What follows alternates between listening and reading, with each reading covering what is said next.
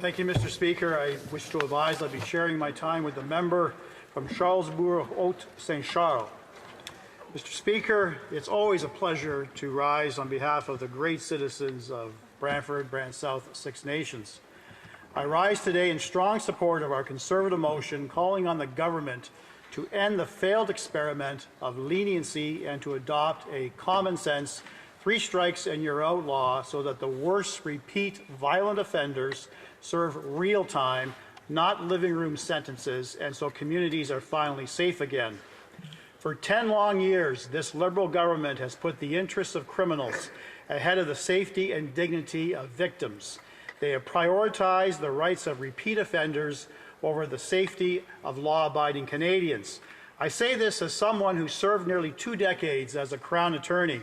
I have looked victims in the eye. I have sat with families shattered by repeat offenders who should never have been back on the street.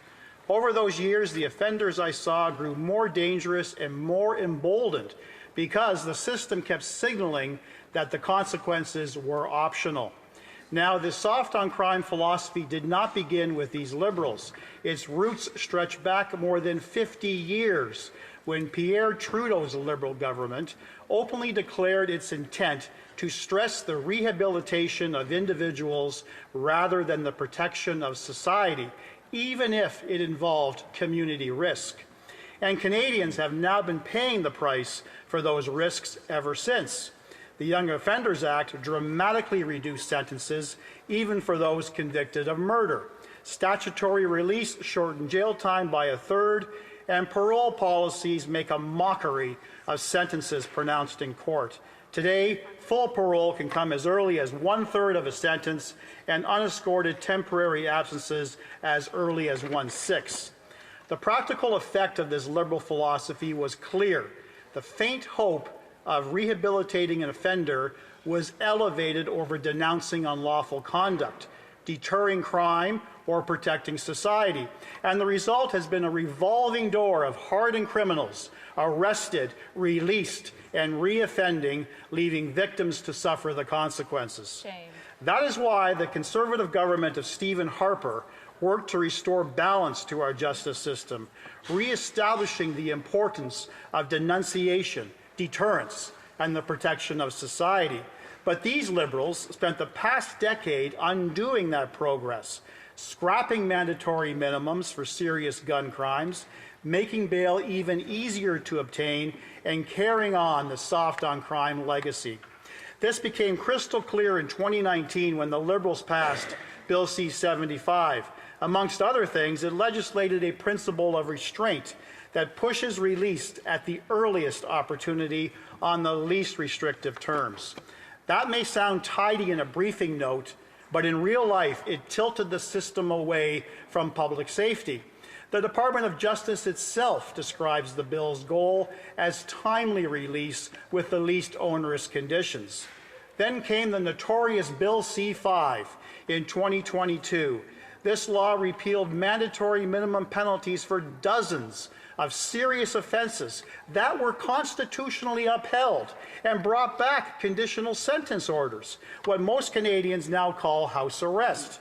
At the time, then Liberal Justice Minister David Lametti said the Liberals were turning the page on a failed Conservative criminal justice policy. But what did that really mean?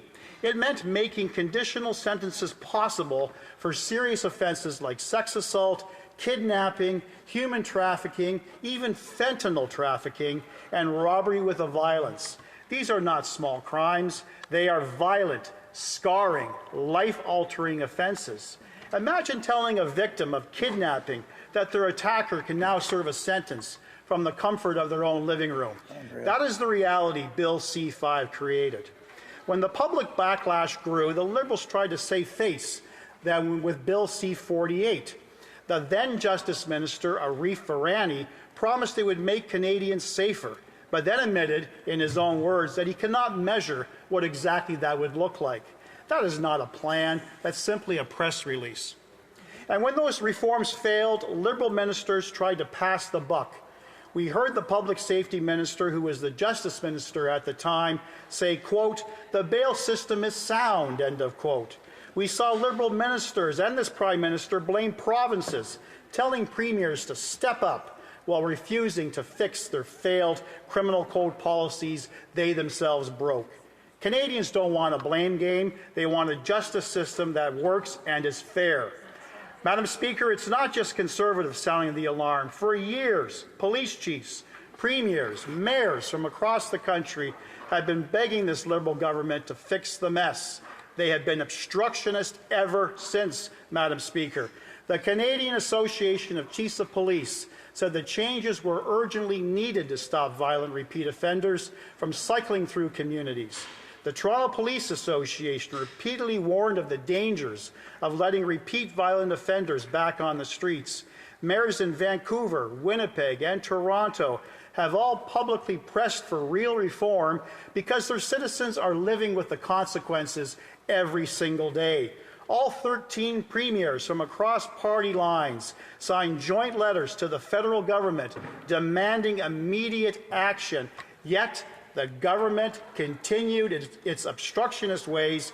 They dug in, they defended its failed laws, and ignored those voices from the very same stakeholders they should have been listening to.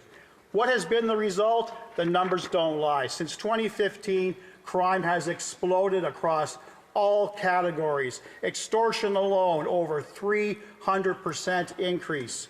Now, these are not just statistics. They represent real Canadians whose lives have been shattered by violence. Consider the Saskatchewan tragedy in 2022. Miles Sanderson, already out on statutory release after 59 convictions. 59, let that sink in, went on a rampage, killing 11 people and injuring 17 more. If he had been kept in jail, as common sense dictates, those families would still have their loved ones today. In Peel Region, police arrested 18 individuals tied to home invasions, armed robberies, and carjackings. Shockingly, half of them were out on release at the time. In Vancouver, police reported that just 40 prolific repeat offenders were arrested more than 6,000 times in a single year. That, by definition, Madam Speaker, is the revolving door justice system. And that is why, if this Liberal government were truly serious about tackling violent crime, they would adopt the Conservative plan for 3 strikes and you're outlaw. Here's what it means in practice. When someone has been convicted of 3 serious violent offenses, they will no longer be able to serve their time at home or walk out with probation. No more conditional sentences, no more house arrests. Instead, they will face a mandatory minimum period of incarceration of 10 years, with the possibility of life in prison depending on the severity of their crimes. They will be designated as dangerous offenders, which means they would not be released until they can actually prove they are no longer a threat to the public.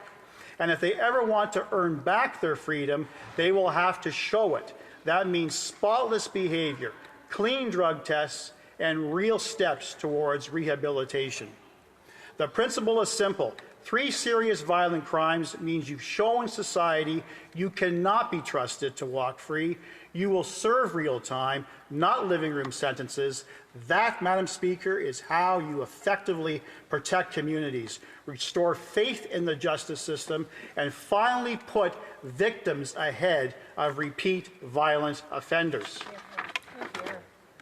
Madam Speaker, Canadians are tired of Liberal governments that coddle criminals and abandon victims.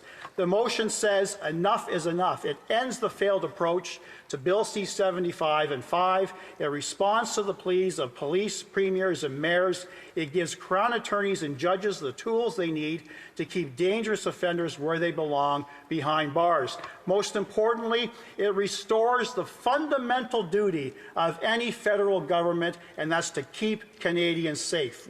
Madam Speaker, Canadians want their children to walk to school without fear. They want seniors to feel safe in their homes. They want women to know that their abusers won't be back on their doorstep the very next day. They want law-abiding citizens put before repeat violent offenders. Conservatives are bringing forward this motion because Canadians deserve more than excuses. They deserve more than obstructionist ways. They deserve safety, first and simple. Questions and comments. The Honourable Parliamentary Secretary to the Government House Leader. Yes, thank you, Madam Speaker. I would question a number of the motivations and even some of the facts that the member has actually put on the record. I think what we do know, Madam Speaker, is in the last federal election, Canadians elected a new Prime Minister that understands the community concerns in regard to crime and safety.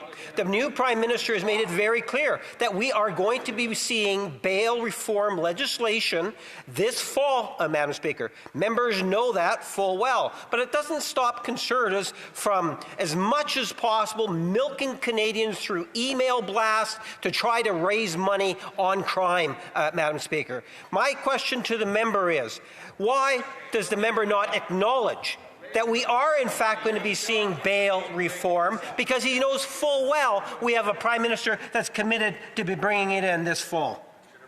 Well, member for Brantford, Brant South, Six Nations. Our current Prime Minister, that particular member, all the previous members of the Justin Trudeau government, even the new members of this particular Liberal government, have obstructed every opportunity for us to advance common sense solutions to deal with the criminal justice system.